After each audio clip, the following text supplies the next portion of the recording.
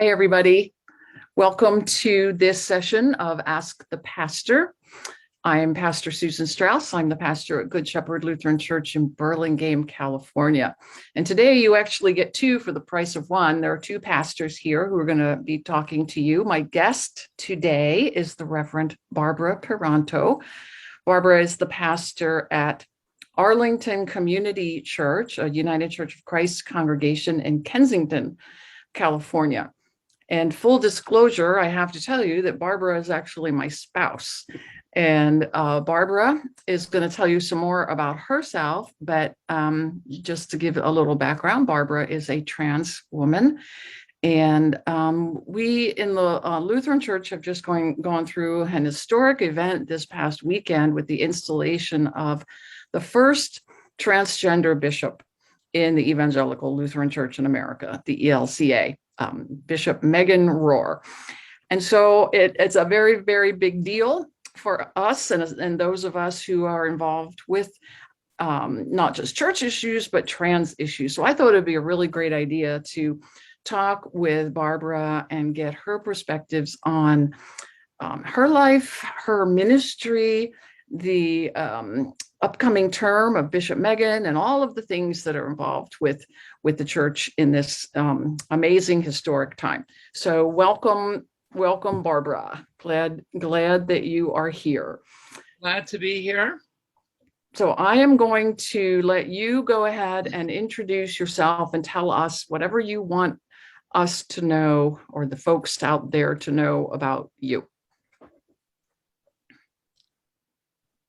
Well, like you said, I'm a pastor, ordained in 1988 with the United Church of Christ.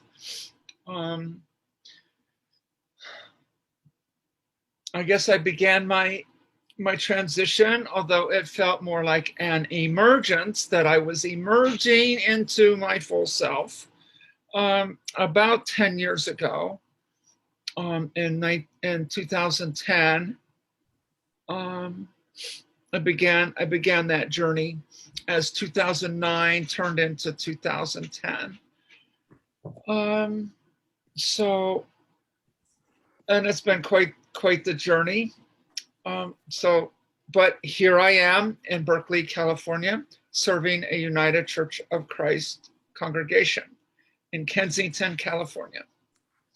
That's great.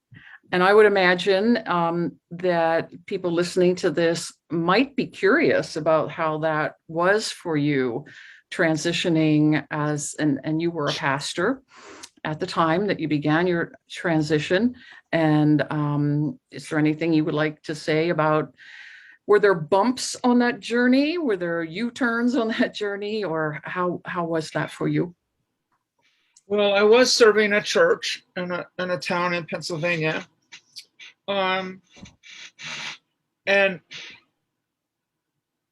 well, a couple of things. One, I felt I needed to tell my conference, and they were supportive. Also, I met with the committee on ministry back there, and they told me some things that I had to do. And things like change my name, simple things like that, that somebody can't hire me if I'm using my dead name, or that Social Security knows me by my dead name, and I'm now using my new name, which is Barbara. So simple nuts and bolts, things like that. I was scared to come out to them. But you have no choice. I had no choice to be me. There came a time when you could no longer put one foot in front of the other, and before you have to fully say to yourself, this is who I am. Because ministry, along with life itself, kind of demands that all of you show up. You can't just hide half of you as you go through life, pretending you're something that you're not, so that other people can be happy. So I had I had no choice other than to become who I am, which I knew who I was when I was 5 years old. Then, so I also resigned from that church because I didn't want to transition in front of a congregation. I didn't want to do that. I didn't want them to go through that. I didn't know what I was going to go through, let alone in front of a congregation. So I resigned. Some of the other, so that's fine, but then the bumps started to happen.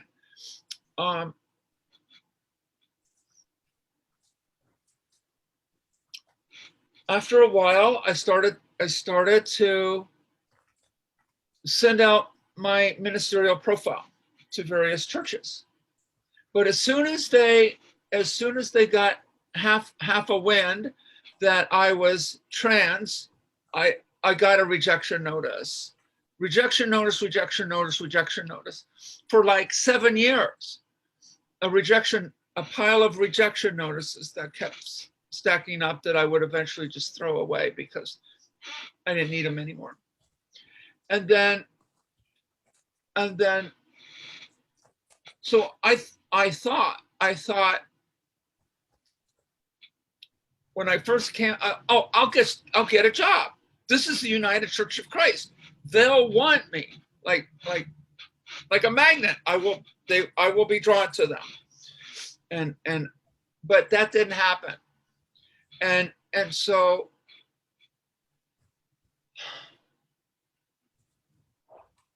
I was unemployed for 29 months. I had 18 months of unemployment compensation because President Obama was president, and he kept extending the 6 month to another 6 months to another 6 months because it was during that time, and then it stopped. And the next 11 months, almost a year, I was unemployed. I did like odd jobs here and there. And guess what? It was Walmart that hired me. Hello, church. And where else was I accepted? But in the gay community in Reading. So I was accepted there, and became the chair of the interfaith the interfaith committee of the Reading Pride Committee. So, and we put together some truly interfaith services with Buddhist, Christian, Jewish, Muslim participation. So it was good. So it sounds like, I mean, in the midst of some really not happy times, I mean, the unemployment situation, and just going through the process of transitioning, it must have been, while it's certainly a time of becoming more authentic, living into your full self, but also dealing with a lot of problems as well. But it sounds like in the midst of that, there were really surprises. Yeah, Walmart, who knew that? So I lost my marriage at the time. I lost my house. I lost my job, 2 jobs. I lost a lot of things. I managed to keep the car and my dog. And yeah, life got real dark at times. But the paradox here is that I've never been happier. Yeah, that's the amazing thing, right? Right. What a message to be able to send out to people who perhaps are considering this and thinking only of the barriers and the struggles ahead, which are certainly there, but to never be happier. There's gonna be bumps, there's gonna be loss. Just know that. It's sort of like a given. Yeah. Now some people can navigate that just fine. I'm in awe of them. But for most of us, it gets pretty darn bumpy. And yet here you are. Here I am. Here you are. And on Saturday at the installation of Bishop Megan, you participated as a processional verger. One of those who led the clergy into Grace Cathedral, the Episcopal Cathedral in San Francisco, which, if you've never been there, it's a pretty impressive place. It's very impressive. And in fact, you were joined alongside another trans person, Pastor Peter Beeson, another an ELCA pastor who was a trans man. So it really was quite the occasion. Led the clergy in. Yeah. And I love that symbolism. Yeah, it was fabulous. So I want to go, I mean, the story is so fabulous and fascinating, and I'm sure people will want to know more, and we can maybe get back into some of that or have a part two, but I want to get into this. First of all, that in the church, as people are becoming more aware of trans people, there's a lot of confusion about what all of this means. What does trans mean? And what's all this about pronouns? People seem, well, especially our new Bishop Megan, says their pronouns are they and he. So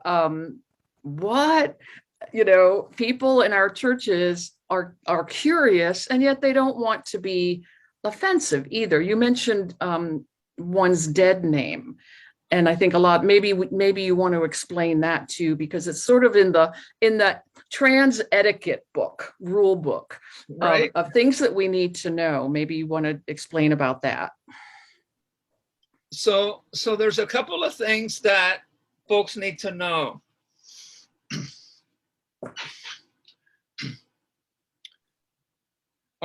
The dead name is the name that we were given at our birth,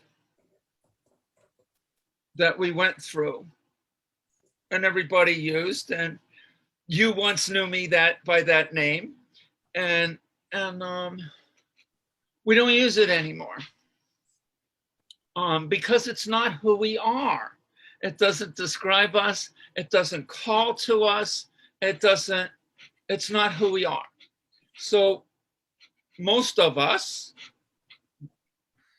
Bishop Megan not included, will change our names to something that we feel appropriate. And it's not like Christopher changes their name to Christine. That happens sometimes. Or Stephen goes to Stephanie. That might happen, but sometimes, and more often than not, you don't feel like a Chris or a Christine or a Stephanie. You feel like a Daphne or a Patricia or a Tiffany. Whatever, you feel like you're something else other than the name that you were given. And to call somebody a dead name is one of the 1,000 little microaggressions, little cuts. And that's a big cut, actually. That's a big cut. The other thing is to misgender someone. So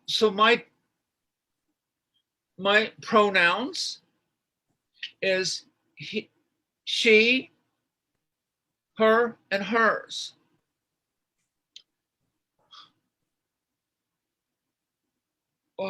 Megan's, as we just said, I'll use Megan as an example, their pronouns are they and him.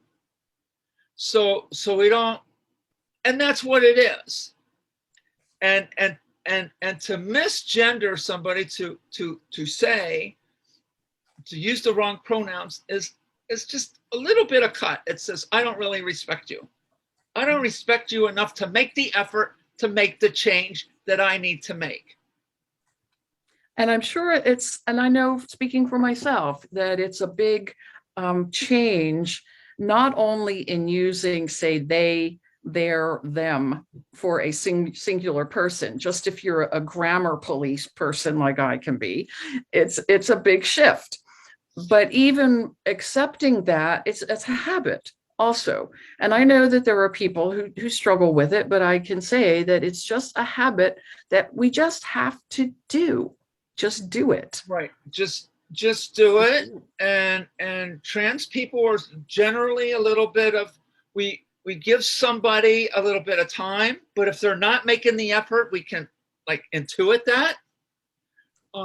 So Yeah. make the effort. And the other thing is I guess that's using the wrong pronouns.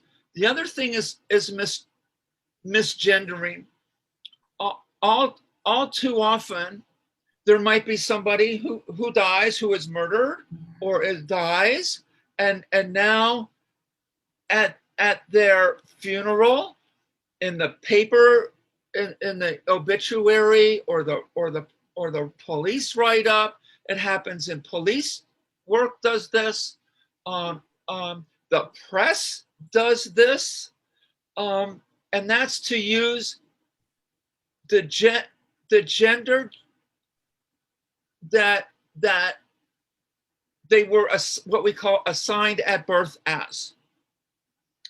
So they'll look at body parts and assume, and that's and don't do that. Don't do that. Who was this person in life? Respect that person then in death as well. Yes, and it might be a good thing to mention that we did discover that there are specific, what do you call it, living wills or end of life decision kinds of things, specifically for trans people, so that you can say, this is what I want to happen if I'm in the hospital, if I'm on a respirator, and how I want to be treated, how I want to be talked about, and then at death, what are my wishes for my death? Because oftentimes you'll get family coming in, not respecting those wishes. And this is a way for trans people to really make it clear that this is what you want. It's not a bad thing I mean, we all should have those kinds of documents ready, but to know that is that available for trans people. What else do church members need to know about trans people? I think I was asked to approach. I was actually invited in to a Lutheran church back in Pennsylvania to talk about this very thing. What is it? First of all, we're under this kind of, I'm going to say, queer umbrella that is lesbian, gay, bisexual, transgender, queer, transgender. What are the other ones? Oh, questioning, or just queer. I intersect. We have allies. A lot of letters. And then there's a plus sign. Right. So the alphabet is LGBTQIA plus. Other people would add some other letters in there, but generally that's it, and add the plus.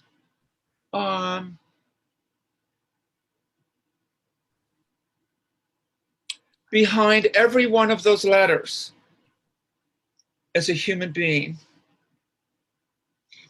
Out 10 years, out 30 years, out 3 days, they're still going through it.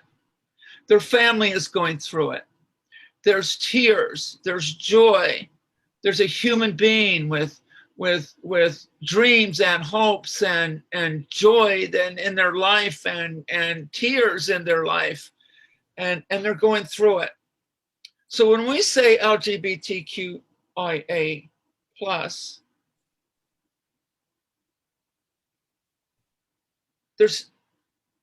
the alphabet is not something to snicker at. Oh, there's the alphabet.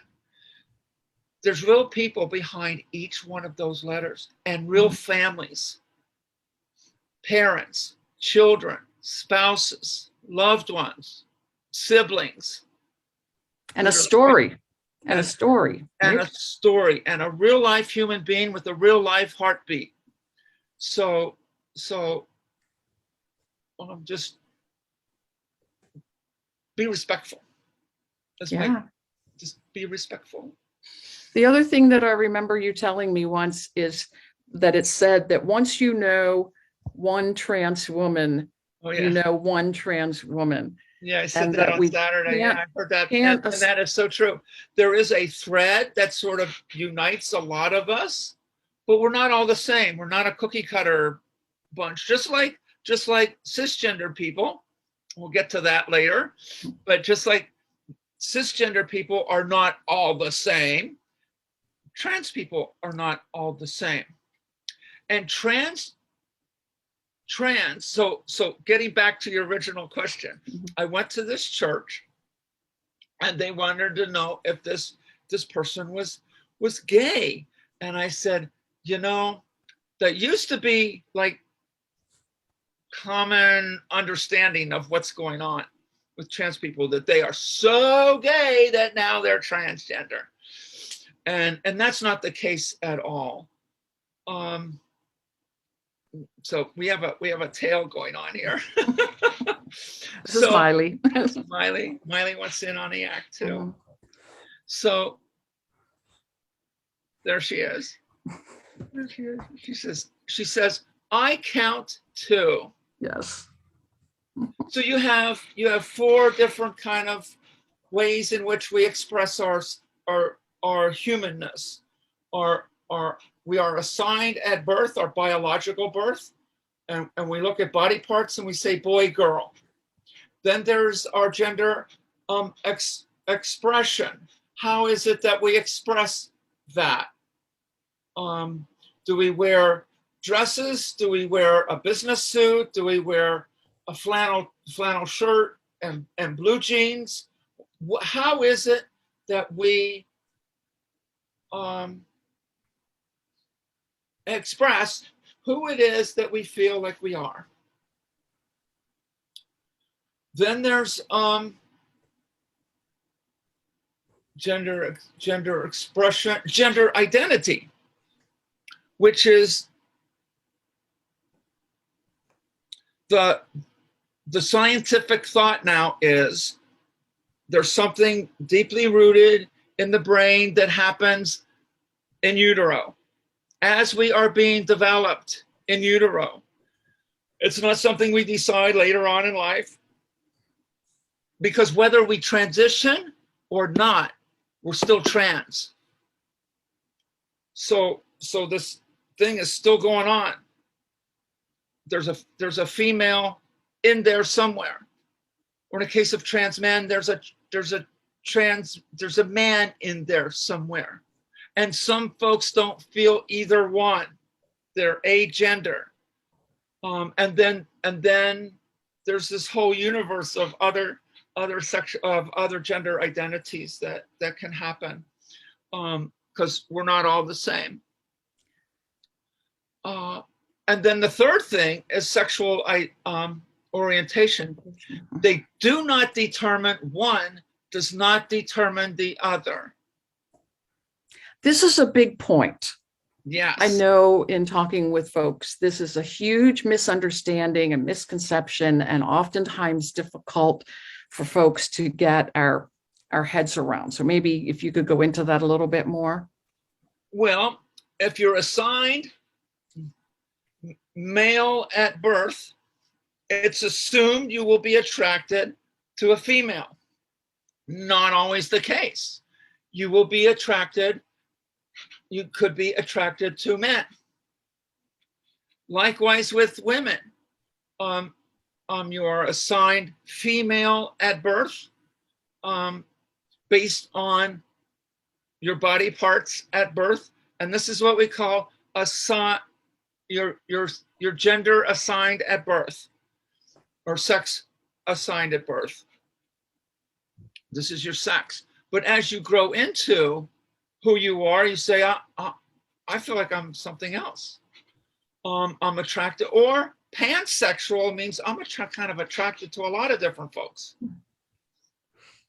not just one or the other. So the difference, well, yes, but the difference between gender identity and sexual orientation. So for instance, you transition or you would say emerge into your true identity as a woman. But that doesn't mean all of a sudden now you're a lesbian. That's the question I've heard. Well, now are you a lesbian? Or now are you homosexual? You're attracted to men. So now are you gay? How does that work? The thought is, if I'm trans woman and attracted to men, well, now I'm straight. But somehow that doesn't quite fit. Maybe for some folks it does. But I know in our case, love is love, and it kind of transcends the labels. Well, that seems to be what's going on, that labels are being dismantled and they're not working anymore. They don't work anymore. So people will ask me when they find out that I'm married to a trans woman, they assume I'm lesbian. I'm not. I'm cisgender. And that's the way it is. But it makes people kind of scratch their heads and go, how does that work? But I think that the more that we can help our fellow church members, our congregants to understand that those old labels aren't working anymore, and especially with a lot of the younger generation who are really exploring non-binary, non-categories, non-label kinds of things. They're really helping us to break out of this kind of labeling system and trying to put people into the right, peg them into the right slots. And so if we in the church are going to be inclusive and welcoming to people, we have to get out of that making assumptions about people or thinking that we know everything about one particular person, because if we don't know them yet, we can't assume that. So maybe that's one thing that church members do need to know, is that, and this causes, I think, a little bit of angst too, that church members, okay, this is great. So we don't want to make assumptions, but you come to my church, but I also don't want to be offensive. So I don't want to ask you questions that I shouldn't ask you. What can I ask you to get to know you? Or any trans person who comes into the congregation, what is it okay to ask you so that I can get to know you?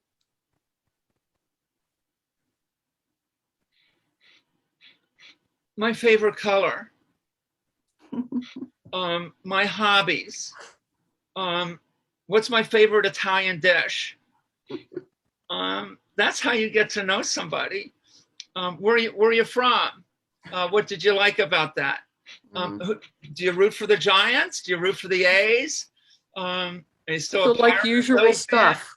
Huh? The usual stuff. The usual stuff. Where do you work? So things like that, and you'll get to know us. But the things that you do not ask are, the things that you do not ask is, what was your dead name? What surgeries have you had? Don't ask, are you on hormones? You don't ask anybody else about their surgeries. Have you had your appendix out yet? Have you had your hysterectomy? How does you test? Did you have testicular cancer yet? We don't ask that of people.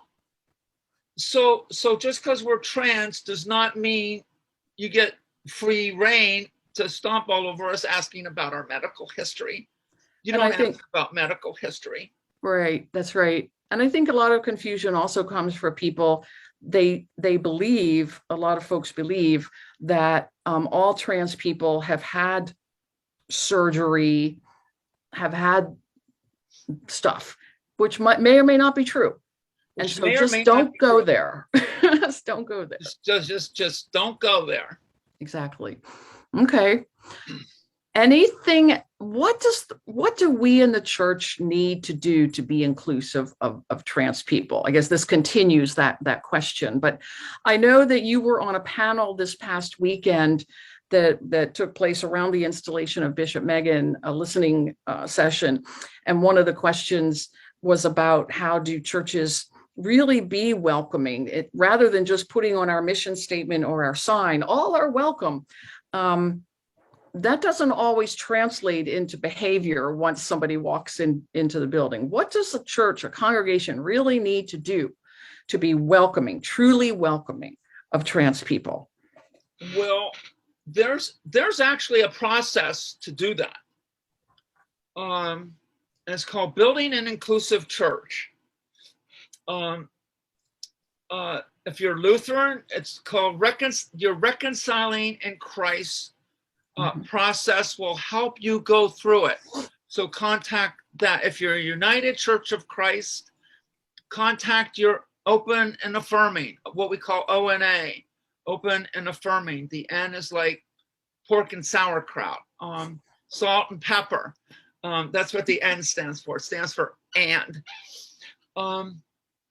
If you're more light in the Presbyterian, I love that new light, more light, because it refers to their old history back in the 1800s of old light, new light issues that they had, and now they're called to More light.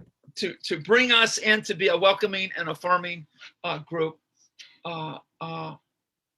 It's called More Light. So I love that about the Presbyterians.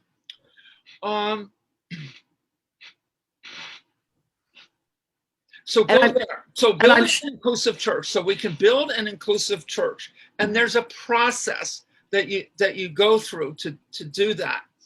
Part of it is to bring in speakers. Just don't vote and then say, well, we're welcoming and affirming now if it passes. If it doesn't pass, you're not going to bring this up for another 20 years. It's a done deal if the vote fails. Mm-hmm. So understand the issues. Listen to us, folks like myself. Not every trans pastor or trans person will be as forthcoming or tell their story graciously, or a lot of us do. It's part of our mission to get to know us.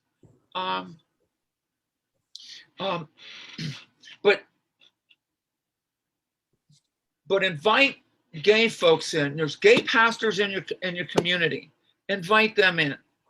Listen to a bisexual and listen to what they have to say.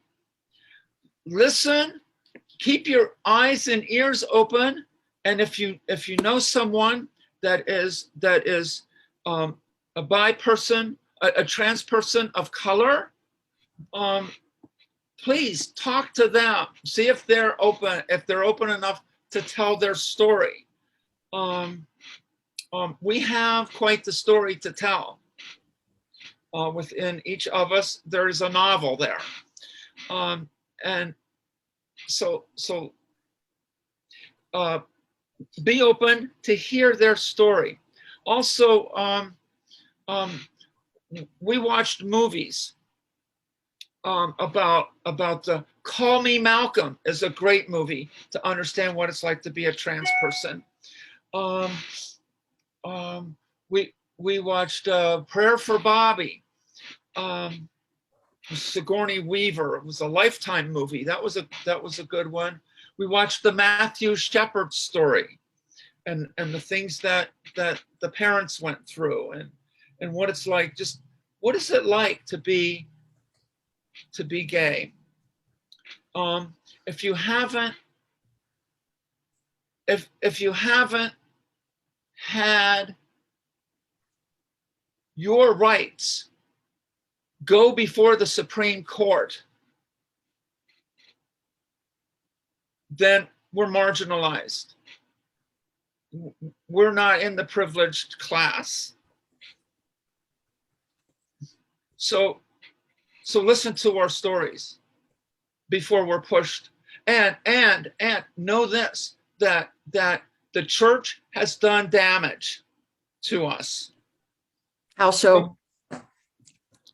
We're sinners. We're not worthy of heaven. God doesn't love us. In fact, God can hate us.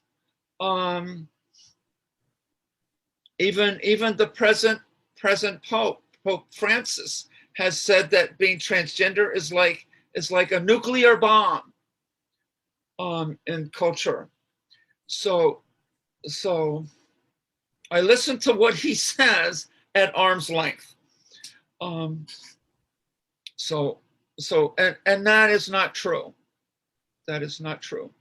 So congregations can, before a trans person ever walks in their door, could be watching some films, could be learning, could be inviting someone from the community to come in and just learn a lot. Just learn. Just learn Don't a lot. assume you know anything about us, because most likely you don't. And also if you have a niece or a nephew who might be going through something like this, wow, now your curiosity is up. Now you really don't know anything. So find out about who we are. A good place to go is right off the bat. Well, if you're Lutheran, RIC. If you're UCC, go to the ONA website. If you're Presbyterian, go to the More Light. There's places to go. Yes. And so I think that's really good advice, that we all need to become more educated, more knowledgeable about the people who are around us. If we don't understand one another, that's true for every group. So to understand more about trans issues, what that's all about, but then hopefully do some in-person kinds of things too, getting to know trans people. And if you feel like you're uncomfortable, you might say something stupid, do the wrong pronoun or whatever, that find somebody like Pastor Barbara here, who's going to be very gentle with you and patient and help you to practice and find your way to do this, but understand that it's something that really, really needs to be done. How awful it would be to have a trans person come into a church and they've already been battered in a lot of ways by the church, and then come in and have a member walk up to them and say, "So what was your name before?" Right. Or, "Hey, what surgeries did you have?" Oh boy, how devastating that would be. So, and you will never see that person again. You'll never see that person again. No church will see that person again. So we definitely have to do the work. Now, what I want to ask you about specifically now is trans pastors. Oh yeah, we have a trans bishop now, but I think being a trans pastor is still, there are more and more coming through seminary every day, but what does the church need to know about maybe calling a trans pastor? What would that be like? Well, what I gather, what I pick up is that you're either trans or you're Christian, but you can't be both. Well, indeed, we are. I'm not giving up my faith. In fact, my faith is what brought me here. I could not have done this. This was like so I'm in a therapist's office because nobody else has to go to a therapy session to say, this is who I am, except for trans folks. This is who I am. Oh, you need to go with a therapist. So there I am at the therapist office. And she mentioned my religion and says, how do you kind of put that together? And I thought real quick, and the image that came to mind is that just as God led Moses and the Hebrews through the desert, that God will guide me through this desert too, to a place somewhere else, because it seems like I don't know where I'm going. I don't know what the future looks like, but I know that I had to leave whatever it was behind and go forward, and that God would lead me through the desert that was before me. And talk about a 40-day, 40-year, the year 40 renewal. time of renewal, time of becoming, time of awareness, time of understanding. That was my time. Has your theology changed? Big time. How Big so? time. So my theology. So I'm a United Church of Christ, and one of the threads in the United Church of Christ is the Mercersburg theology, and that came out in the mid 1800s. I want to say 1850s, right around the Civil War. All the churches were going through a time. And Mercersburg theology was very incarnational in that here is truly the body and the blood of Jesus Christ in the Eucharist, and also within the gathering of the people. So I'm connecting that with a bodily theology that Christ loved me so much that he became me as well as everybody else. So that incarnation and my connection with the divine is very bodily. It's body, it's incarnation. And I experience Christ, holy presence in my body. In my body. I would think that would be a gift that could be shared with many of us, no matter what gender identity, gender expression, sexual orientation, whoever we are, to be able to have that kind of bodily awareness of ourselves and that bodily connection to the divine. Yeah. Anything. And the thing about that is that God is not out there, pulling the strings. Right. God is here in my midst, in my presence. Yeah. As is God in your presence, in your midst. And yes. All those who are dare to listen to this. What else does a call committee need to know about trans pastors? If they are even open to interviewing, what do they need to know?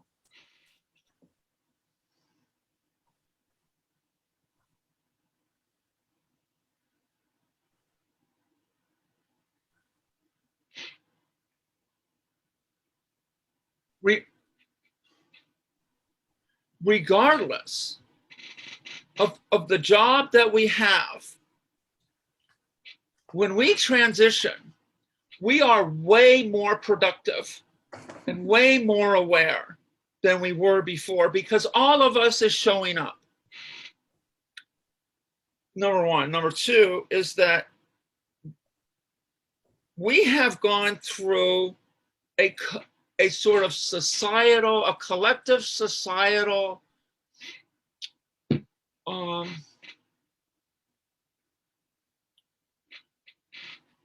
I've lost the word.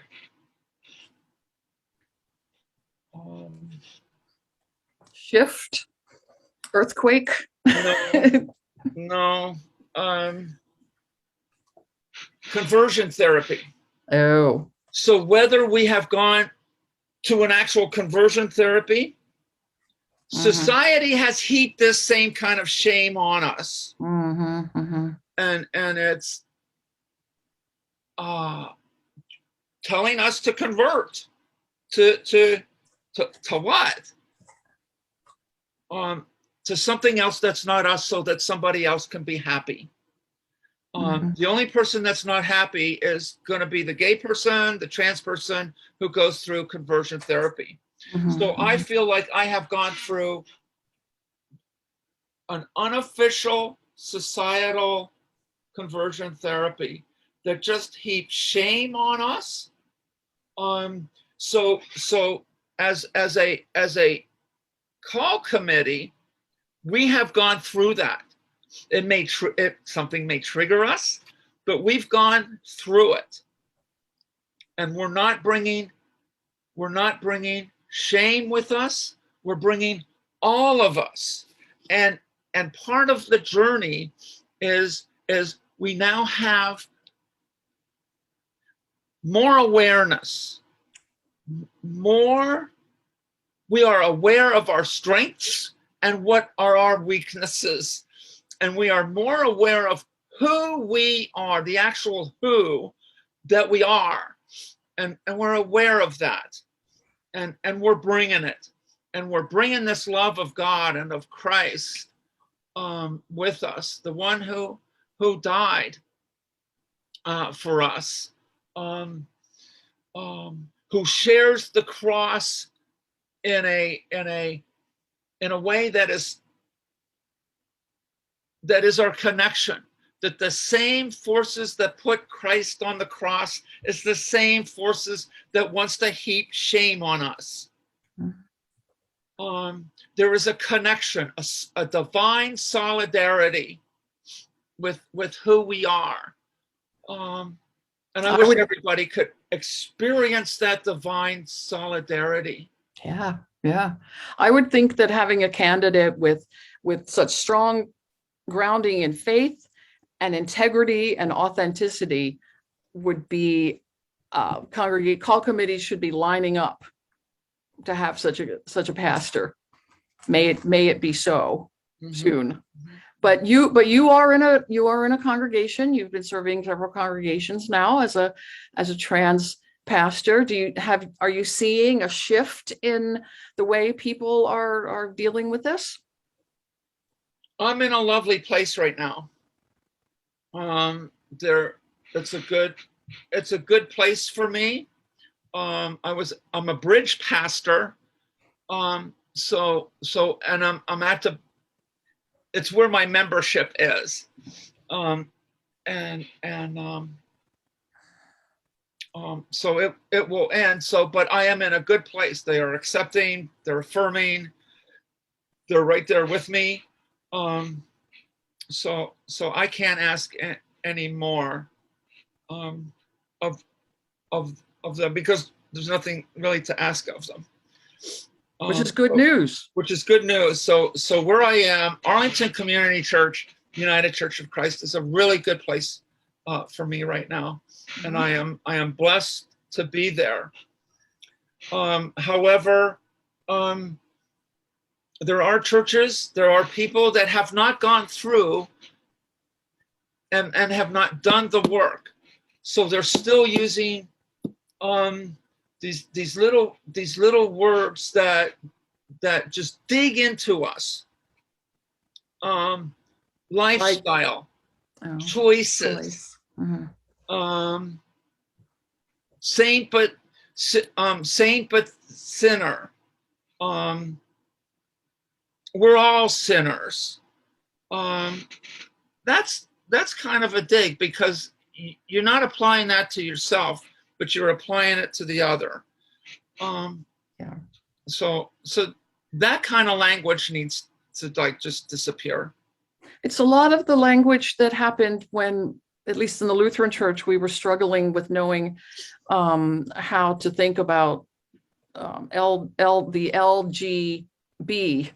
we didn't even know anything about the T part, but trying to figure out what to do with folks who identified as gay. And I mean, even the love, hate the sin but love the sinner kind of language, that kind of language, and we've moved beyond that.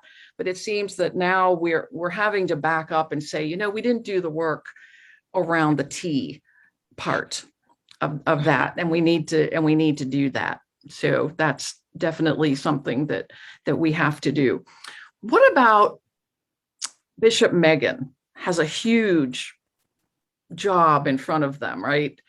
What advice do you have for Bishop Megan as she takes on this awesome, must be overwhelming responsibility in the Sierra Pacific? Can I give some resources. Yep. Some resources for some folks, whether they're in the church or Yeah, sure. not. Absolutely. So one, it's called I'll start again. The Transgender Child, and then like a period, a handbook for families and professionals. I picked this up at the Philadelphia Transgender Convention in Philadelphia, and I read it, and one of the things that we do if we're older, we're bringing that inner child forward. We're meeting that inner child where we left that child, and we did not leave that child. So not only am I a family looking at a child, or a professional with a child in front of me, I am me bringing that child with me. I am connecting with an inner child that I ignored for so many years. And because, like I said briefly, I knew I was trans since I was 5, but we didn't have the words for it. We didn't have the language for it. And now after all these years, we do. And so I found myself on almost every page of this book. It's called A Transgender Child, a Handbook for Families and Professionals by Stephanie Brill and Rachel Pepper. Great. Very nice. Yeah. It's a fabulous book. Another one is called She's Not There, by Jennifer Finney Boylan. It is her journey, and while the details were different, I really related to that book. It's called She's Not There. It's from the lyrics from the Zombie song, She's Not There. Okay. And that's how she felt. That there's somebody there, but she's not there. Yeah. So Jennifer Finney Boylan, a great writer, and her story is excellent. What else is supposed to have here that I don't have? Call Me Malcolm. Probably the best film. There's one called Trans, which is okay. It's very good. But Call Me Malcolm is the story of a trans man in his last year at Iliff Seminary, and what he's kind of going through. And then he ends up interviewing some folks about being trans in the film. It's a great film, done by Malcolm Himshu. Thank you, Malcolm, for doing that film so many years ago. And I thought, oh, well, that's about a trans man. It has nothing to do with me. But as a trans woman, it had everything to do with me, because, like I keep saying, there's this thread. The details are different, but there's this core that I really identified with Malcolm's journey as well. So thank you, Malcolm, for putting that together. It's a film called Call Me Malcolm. Great. Yes, it is. It's very good. That's Malcolm's name. That's who Malcolm thought Malcolm was. Malcolm. Yes. And so thank you. Also, GLAAD, the group GLAAD, they have an excellent, GLAAD. Go on their website. They have an excellent glossary that they put out for people in the press. What language to use, what not language to use, and why. What is outdated? Sex change is outdated. We don't call it that anymore because we're not changing our sex. It's about our gender. So gender affirming surgery, gender confirming surgery is what we use for that. For example, and it talks about dead names and gender identity and all of that. So it's an excellent resource. And the other one is the National LGBTQ Task Force. That's a website. It's another group, and they're the ones that do the Building an Inclusive Church. You can link that through your Reconciling in Christ, or your Open and Affirming group, or your More Light group. But Building an Inclusive Church.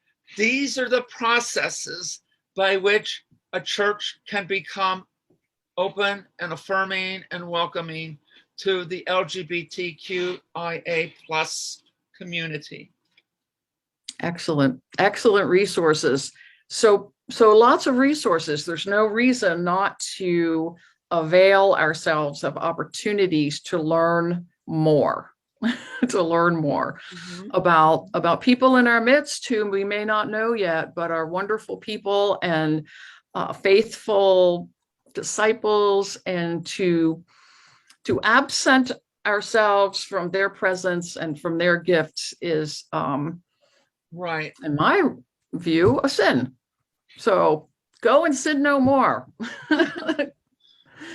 Okay, let's close with advice for Bishop Megan. Advice for Bishop Megan. Well, it's free advice. I know. Take it with however many grains of salt. Right.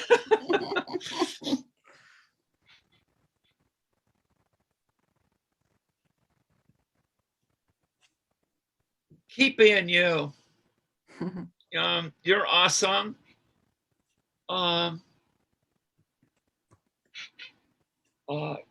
Keep being filled with grace and the love, and keep sharing it with us. So keep being you, and thank you for being you. And absorb the love that we give you, that comes from us, even though we might be all absorbed in our own little world and our own little churches and in our own little lives. If we pop our heads up long enough to look around what else is going on, we love you, Megan. So thank you. And I think it's awesome that when I was in Pennsylvania, somebody said, you need to have Megan Rohrer on your Facebook page. And so I have you on my Facebook page. Now, who would have told you that? So, and look at you now. So enjoy this. And then also with your love and all, remember to be graceful to those who don't get it yet. You're still their pastor. You're still their bishop. And our prayers is that they will come around and understand, as Jesus did in chapter 19 of Matthew. Some were born eunuchs. Some were made eunuchs. And some made themselves eunuchs for the kingdom of heaven. And some people will understand that, and some people will not understand that, said Jesus. And our prayers is that we will all get there to understand that. Amen. So amen. Keep being groovy, Megan. Keep being groovy. Can't argue with that. I want to thank you so much, Pastor Barbara. Oh, you're welcome. Thank you for having me. Yes, and maybe we'll have you back again. We'll see if people have questions or want any follow-up on anything. But for now, we're going to send out the love to everybody and the grace and all that good stuff. And we'll see you next time. Bye, everybody. See you next time. Bye.